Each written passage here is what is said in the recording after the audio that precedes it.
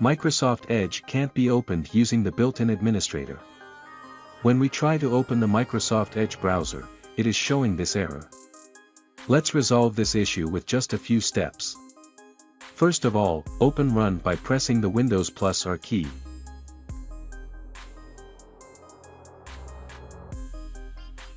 Type secpol.msc and press OK. This will open Local Security Policy.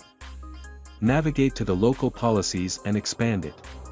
Click on Security Options. Scroll down and find the Admin Approval Mode for the built-in administrator key.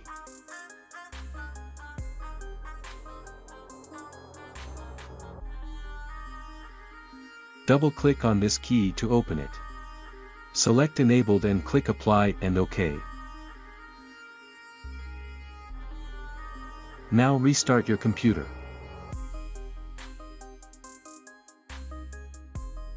Let's try now to open the Microsoft Edge browser. Congratulations, we've done it. Thanks for watching.